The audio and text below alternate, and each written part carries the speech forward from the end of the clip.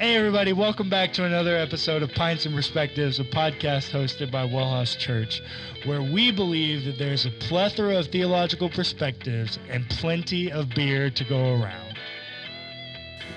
Cullen, it's rodeo season. I know it's rodeo season. I was just looking. You got a itching?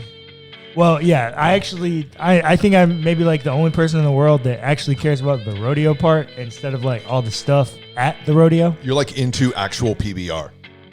Well, but this is actually PRCA. This is true rodeo. Forgive me. Yeah. PBR is professional bull riding. Oh, yes. Okay. Rodeo is rodeo, of which there are many events outside of just bull riding. Well, you'll of have course. Bareback, you'll have saddle bronc, Roping. you'll have team roping, you'll have steer Right. wrestling, you'll have Is tie down roping. Is PBR does PBR and PCRA do they participate in each other? So no, it's they are different. Now you'll have riders that cross, play in both. but the guys at the top of the PBR are only riding the PBR. They're not doing and the rodeo. guys at the top of the PRCA are only in the PRCA. Okay. And they will cross over to do lower level PBR rides when the PRCA is So what you're telling me is the PBR guys are the real hardcore guys. They're like, well, they just make the most money, and so if you can ride at the highest level, they do it almost every weekend, have some kind of high level PBR.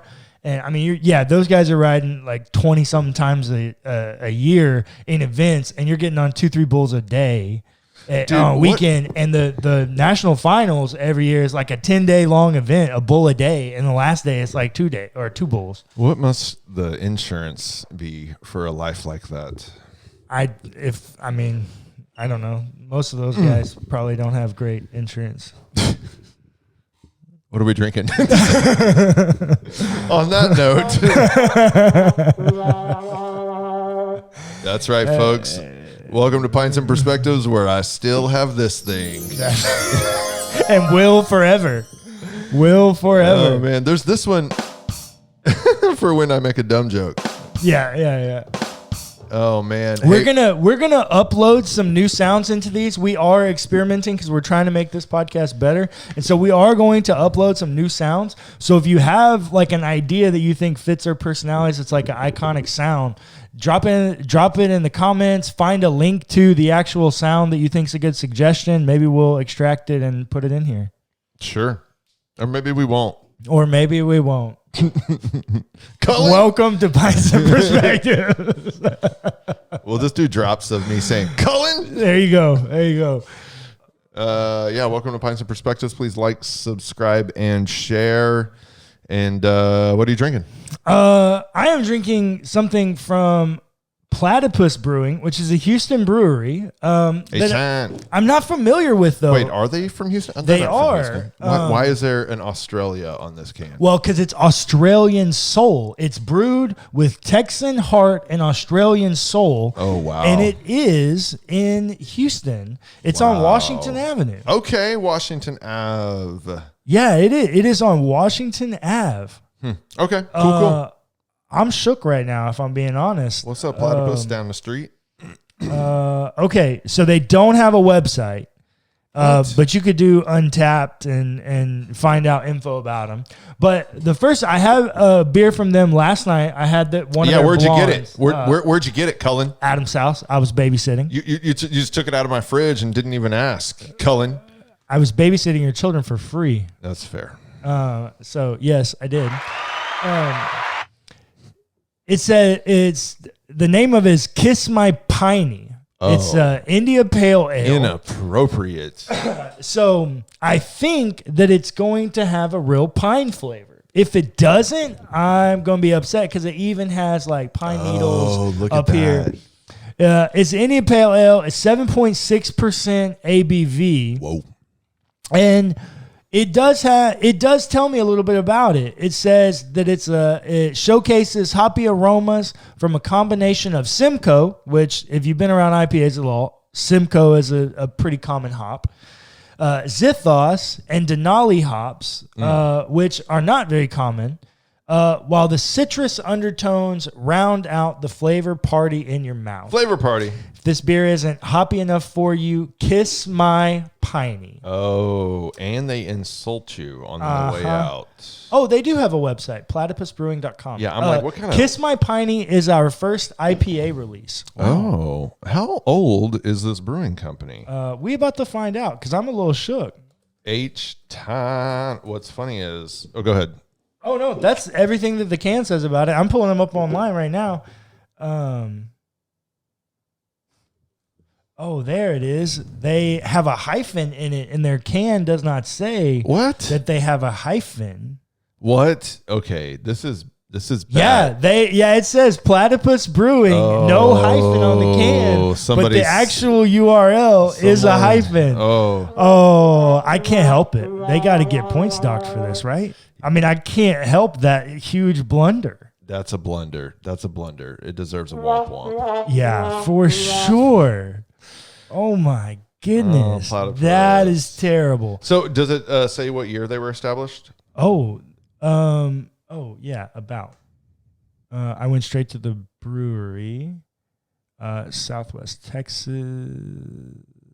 Brought them back in 2015. 2015. First opened in 2016. Okay, all right.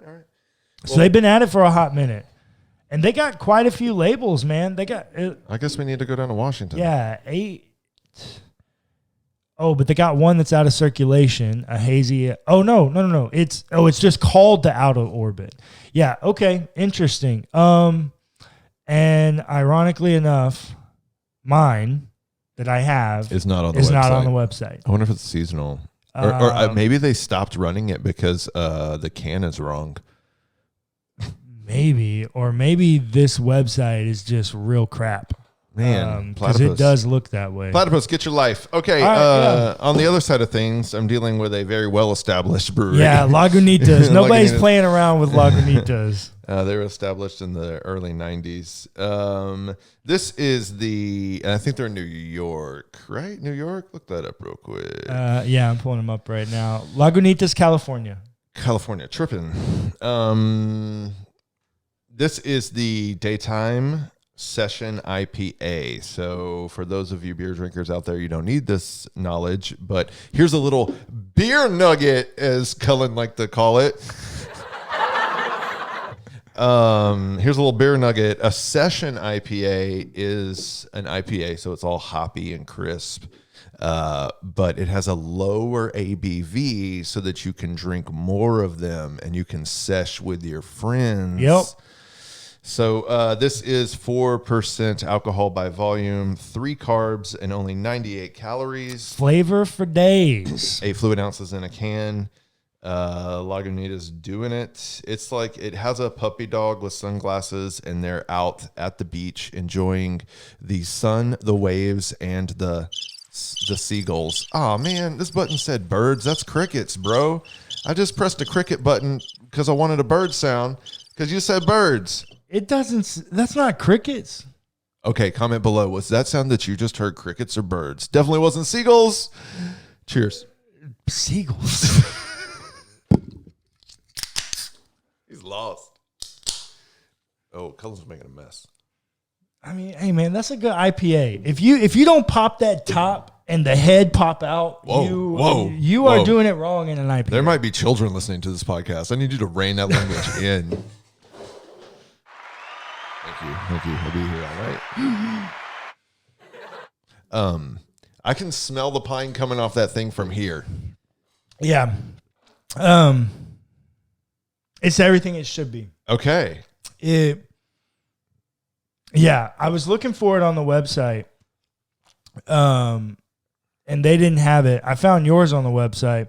This is everything that it's advertised as. The number one flavor you get is pine.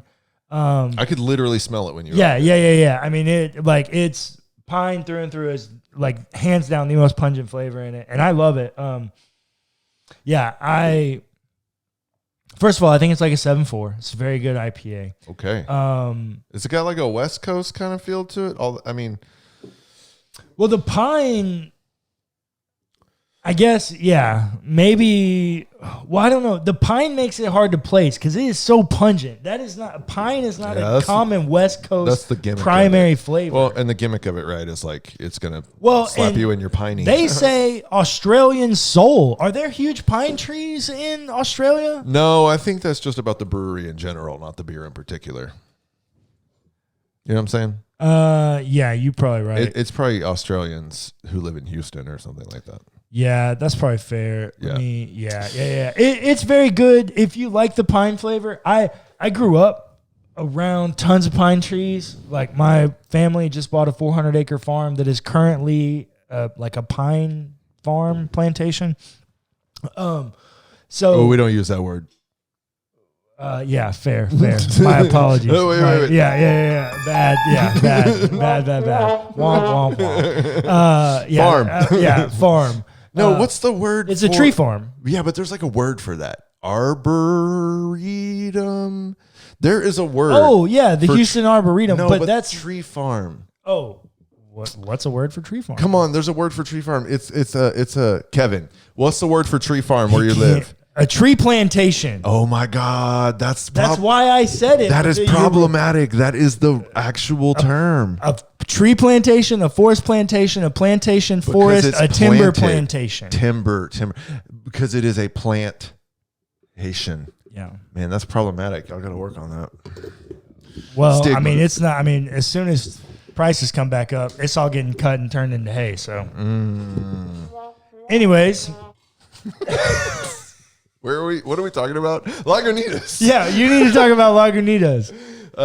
This is not a good beer. I don't recommend it. So much for the established brewery that needs no introduction. It's not good, y'all. He said it's not good. Is it crisp? I wish I picked the one you got. Or the one that's still in the fridge. Yes. Had options. It's very crisp. Look, this is the deal. This beer has two flavors. There is no complexity here. There is no dynamics here. It has two flavors. This is what you get in sessions. Exactly. This is true. This is a downfall of sessions. I'm going to take a sip. The first flavor I get is crisp. It's just like a crisp water. The second flavor is what? Hops. That's all. That is all. Then it's over. And the hops fades quickly. This is why most sessions normally have a fruit adjunct. Yeah, that's right. They'll put like a peach in it. Some kind of stone fruit or a berry. Yeah, or a berry, right. Yeah. Because it's just no dynamics. And There's so not. And here's the thing, I don't find IPAs refreshing. So like this beer is designed for you to be on a beach under the seagulls, not the crickets, drinking this beer all day long while you're playing horseshoes in the sand. And it's supposed to be refreshing and cooling, but the hops dries me out. And so it makes me more thirsty. The hops makes me more thirsty. So I hate drinking IPAs on the beach. Yeah. So this beer, it gets a 3 from me. 3. Lagunitas, much love. 3. Go home. Dang. Hey. He's in on it. It's fun, right? It is fun. Okay. I think we need to talk a little bit about Jesus. Why? Isn't that what we agreed to talk about last time? Do you remember? You were asking a question at the end of the last episode as we were talking, and it was about Jesus and suffering and impassibility. How does the Godhead participate in Jesus' the suffering that Jesus experiences? Yes. Okay. So you said this is a real Trinitarian conversation. Well, yeah, because there's so many. The presuppositions of this question are that the Godhead and the Son are the same. They're one. They're unified.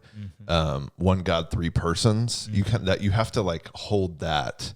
Yeah. Because if you're not a Trinitarian, for whatever reason, like Jesus is just human, or they're two separate gods, or something other than a Trinitarian belief, it doesn't matter because they're not the same deity. Jesus suffers, he suffers. God doesn't, he doesn't. They don't need to overlap. But you can't get a docetic like differentiation, duality like that. Or like modalism, for example. Yeah. Well, but modalism is more that God just shows up in modes. But modalism, Yeah, that's what I'm saying. Yeah, but modalism really breaks down at the baptism of Jesus. Well, here's what I'm saying though. Like the only people who give a crap about how the Godhead experiences the passibility of the Son are people who believe that they are the same God. Yeah, heard. Yeah. And you have to hold that Jesus is somehow divine. Yeah. Okay. So that's the classic Orthodox position. Yeah.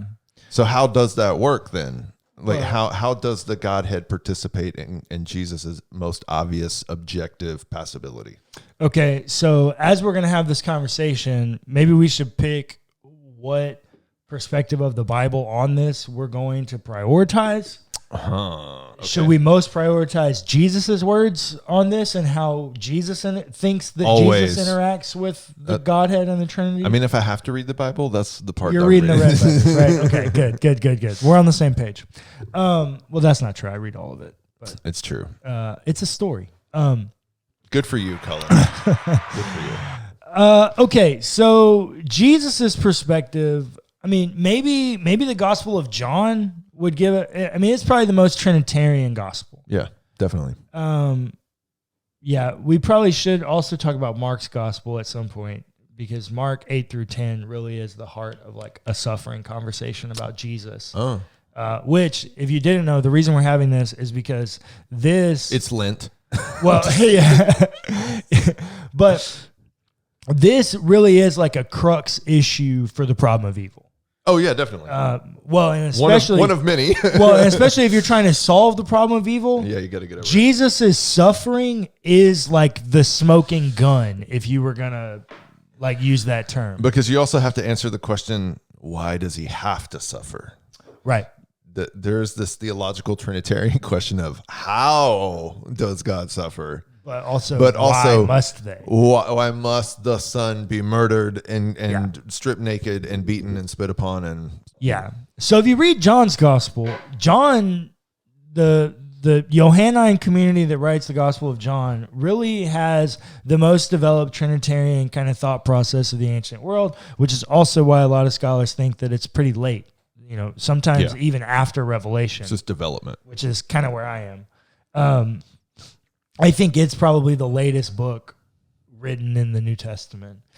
And the genre choice is just so dramatically different. Anyways. Yeah. So in there, John chapter 5 really is has a lot of Trinitarian language in it. And in there, Jesus says, "For I cannot do anything that except what my Father wills." So Jesus seems to think that he is in some way subordinate to some element of the Godhead that Jesus decides to call pater. Right. Father. Right. And then in John 5, Jesus also says that at some point I will leave to prepare a place for you, and I will send you my Spirit. pneuma. Yeah. My spirit. Right. The Spirit of Jesus. Right. So in that way, you do seem to have maybe hierarchy is not the way to communicate it. Well, but like sourceship and and so this is why I love Paul Tillich's language of like ground of being. Isaiah seems to have some kind of idea of like radiant energy for Yahweh as well. Mm-hmm. So you have this idea of like ground of being that materializes into Jesus, and Jesus issues his spirit, which we call the Holy Spirit. Yes. That would be like a kind of basic way to frame the Trinitarian element of it. Yeah. So, and then this God figure named Jesus suffers. Mm-hmm. That suffering is problematic if God cannot change. Okay. If God can't change, God can't endure suffering. Why? Well, because explain. Then that would mean that God is passible. God can be impacted. So God, then therefore that means that God is not all powerful. Right. Yeah. If God can be affected, God can be effected. Okay. And that's problematic for omnipotence. Yeah, it's one of those. It's the omnis thing, right? Right.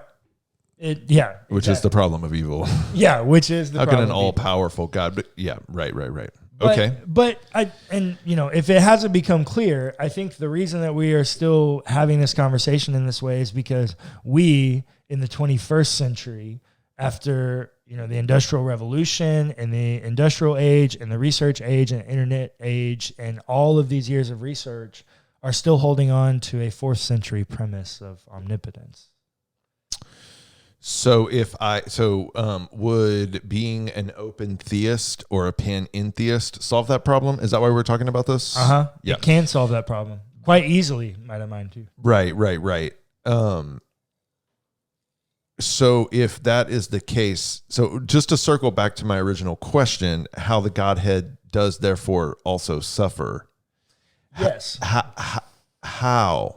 Okay. Like emotionally? Well, so because not physically, because Jesus physically. Okay, suffered. but that's what I'm saying. The Godhead and Jesus. So we know Jesus has a physical suffering. How is the Godhead impacted by that? Okay, so this is a great question.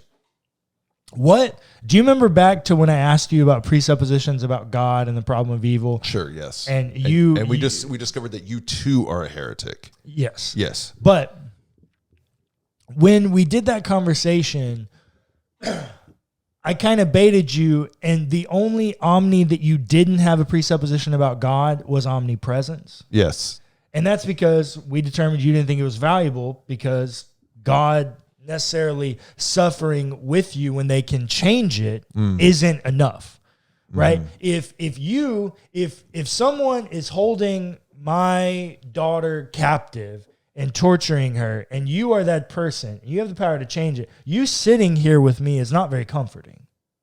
You sitting here making me watch, knowing that you have the power to stop that. Yeah. Your presence is not comforting. I'm not a good God. Right. So I'm actually pretty bad. But if you take out that God has ultimate power to change that, right, presence really matters. Right. And so I think the Holy Spirit is ever present. And so we have this like ever present being that is always emotionally involved in how we're suffering. Okay. So, as evidenced by Jesus. But then I also think that, I got it. Oh, go ahead. Well, you're very Trinitarian. The way the Godhead suffers with the Son is because they share the Spirit. Well, only if you allow them to interpenetrate each other and not only go a one way. Well, that would be modalism, right? Well, no. What do you mean? Oh, because eventually the Spirit would still have to go back to the ground of being. I'm just thinking about that triangle thing, man. Right. So if you have that triangle, they interpenetrate each other. Though. Yeah, interpenetration. They're kids, bro. Wait. No, that's a womp womp. Oh no, it's this one. Hey, sorry, y'all. Sorry. 2 beers. So I think, if you allow them to interpenetrate one another, it does free that up because they are connected. But don't they share in being? Like, this is the problem with the Trinity. But it's interdependence as well as interpenetration. Okay. So, all the above. Yeah.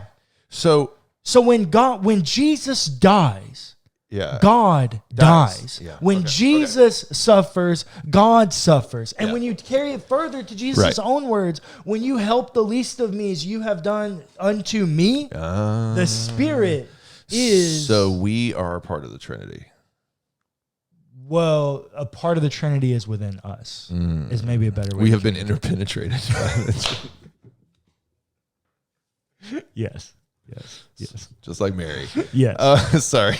I apologize, Kevin. I'm sorry. I apologize. Bring back Clayton.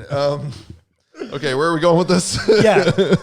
So, why is it important that Jesus suffers? We've talked about this, right? We've had a conversation about impassibility and suffering and God changing.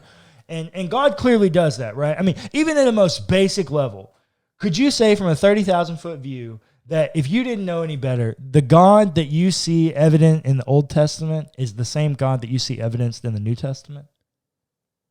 Bro, I could answer that so many different ways. And the majority of them, are they the same God or not? Well, look, I do have the script that I could easily roll out. Yeah, and for how, sure. And how I unify, and it is one same God. But yeah, no, it's real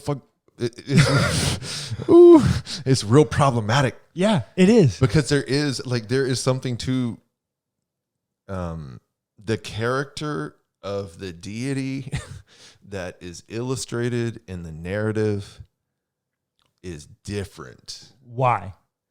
And specifically, I know you're going to say you have a qualm with the Old Testament God, less so than the New Testament one. Jesus is pretty straightforward about how to treat the vulnerable, whereas Adonai is pretty straightforward about how to do genocide. Yeah. Jesus is pretty and look, there are even some Pauline passages where I'm like, look, Howard Thurman is on this table. Yeah. There Major Jones is on this table. There are some Pauline passages that even in the New Testament I'm like, nope, throwing them out. But Jesus is different. And so Christian, Trinitarian Christian, if he's going to be God, then what kind of God? This God must have changed. Well, okay, so that's my question. Right. And what's the difference? What's the main qualm you have with the Old Testament God? If you could put it into one thing. I'm pretty sure I have a great way to say it, but I want to see how you would communicate. What's your number one problem with the Old Testament God? I would probably say the employment of violence to achieve his will. So, because that God never suffered. That God only caused suffering. Hold on. Pause. That God never suffered. Wow. Interesting. I've not thought about it that way. But then in the New Testament, you get a God that's evidenced in Mark chapters 8 through 10 that makes suffering the answer to a lot of it. He's human. He's also God. Well, see that. Yeah. He's the Son of Man. You can't remember. Is he the same God? Is he the same God? Is he the genocidal God? I do think it's the same God, and this is the same thing I told you. You're a modalist. I'm not. So how does that God become this? How does self-limitation? Okay. In the person of Jesus. Oh, you're going back to the whole open theism thing. Yeah. You think that the Advent was the moment God set forth his own limitation. Mm-hmm. Even in and above Jesus. I think the Old Testament God was an all-powerful God because that's who God is. I think the Old Testament God is a God who brings life because I think that's who God is. But I also think the Old Testament God is a really, really invested God and an emotional God. And throughout the story of the Old Testament, they learned that an all-powerful and fully emotionally present God was not a great thing. So Jesus kind of like eats the meat and spits out the bones of theologically speaking, like he keeps the good stuff and gets rid of the bad stuff. No, I think Jesus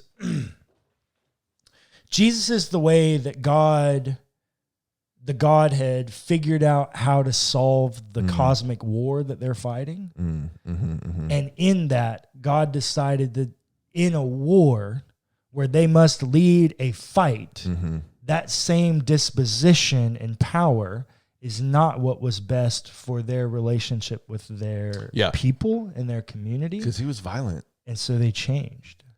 They made some moves. They set up some boundaries. They created some systems to ensure that didn't happen again. As we saw evidenced in very minuscule ways in the Old Testament with the covenants that God would set up. Specifically, might we say the Noah covenant and the rainbow. That God said even then, when they caused that level of destruction, that never again I would destroy the entire earth by water because that was violent. Man, no, you're right. The covenant thing is it's like a new covenant. Oh, it is. Yeah.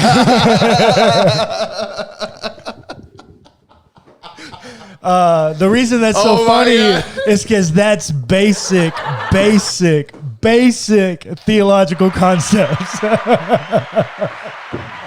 I'll be here all night. 2 degrees. Yeah. New covenant theology is actually, made popular by N.T. Wright. If you didn't know. Man, Cullen, that's real good and all. I think. Okay, what next? Well, maybe the best thing to do is now in our next episode, I want to look at this entire story through the lens of God. Yeah. And I want us to try to do if you didn't know, if you don't follow me on Instagram, it's Cullen J. Ware. I love to do these like creative retellings of stories, of biblical stories, of anything. So what I want to do a creative retelling of this entire story through the lens of God as I've been communicating it to you throughout this whole perspective. The one question I have is, do I get to use the buttons and be cynical about the crap you come up with? Of course. Well, then, I can't wait for you to. All right. Comment below. Crickets or birds? Crickets or birds? That's birds, my man. I don't know how. You have studio-grade headphones on. I do not know how you don't understand that that's birds, not crickets. Comment below. Thanks for listening to the Pints and Perspectives podcast hosted by WellHouse Church. Be sure to give us a rating and a review if you enjoyed the episode. It's free and it helps us immensely. Also, feel free to check out our other podcasts.